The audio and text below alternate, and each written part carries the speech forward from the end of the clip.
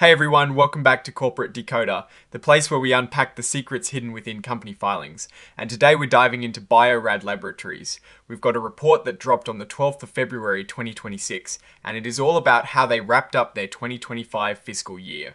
Before we jump in, if you are all about demystifying these financial documents, make sure you subscribe. And for deeper discussions and community insights, join our Discord linked in the description below. Alright, so on the 12th of February 2026, Bio-Rad Laboratories released their latest financial update covering the final quarter of 2025.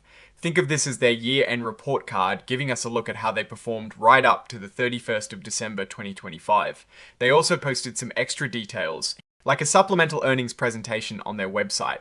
It is always a good idea to look at these supplementary materials because they often break down the numbers in a way that is easier to digest and can highlight key performance indicators. Now, Bio-Rad operates with two main types of stock, Class A and Class B common stock, both trading on the New York Stock Exchange under the ticker symbols BIO and BIOB respectively. This tells us they're a publicly traded company and investors are actively buying and selling shares. Understanding their stock makes it easier to follow their financial journey. The heart of this filing, as with most of these reports, lies in the financial results.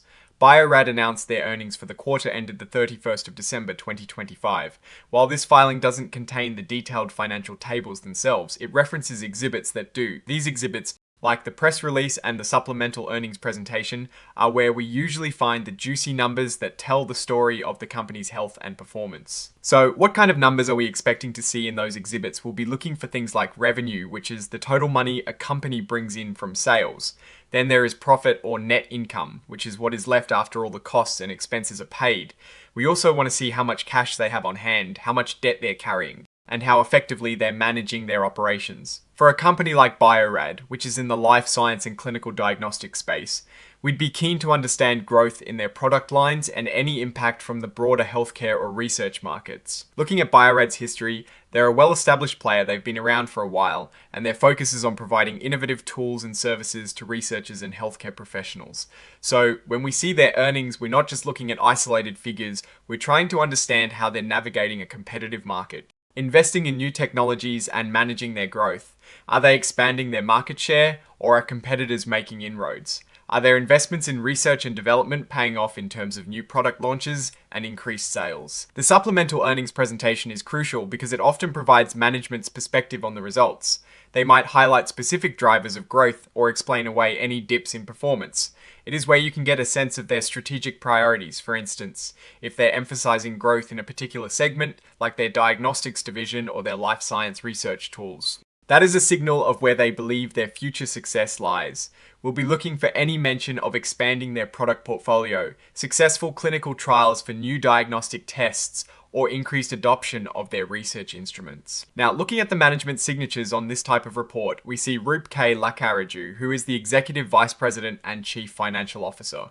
This is the person who, along with their team, is directly responsible for the financial health and reporting of the company. Their signature on the report lends authority to the presented information, confirming that the company believes it is accurate and presented in accordance with regulations. In my view, Bio-Rad seems to be operating in a dynamic and essential sector. The life sciences and diagnostics markets are generally robust, driven by ongoing advancements in medical research and the ever-present need for accurate health diagnostics. However, these are also highly competitive and regulated fields. Any company in this space needs to constantly innovate and maintain high standards. The filing itself, while referencing financial results, is more of an announcement and a pointer to detailed documents. A key takeaway here is the proactive disclosure of their financial performance and supplementary materials. This usually indicates a commitment to transparency with investors. What I am looking for in their broader financial health, even without the tables directly here, is consistency. Are they showing steady revenue growth? Is their profitability improving or holding steady? How are they managing their expenses, especially in research and development, which is critical for a company like Bio-Rad? Are they expanding their global reach, which can be a significant growth driver, but also introduces complexities in operations and regulations? A notable opportunity for Bio-Rad could be the increasing demand for personalized medicine and advanced diagnostic tools. If they are at the forefront of developing or supplying technologies in these areas, they stand to benefit significantly. Conversely, a key risk could be intense competition from both established players and emerging biotech firms. as well as evolving regulatory landscapes that could impact product approvals or market access.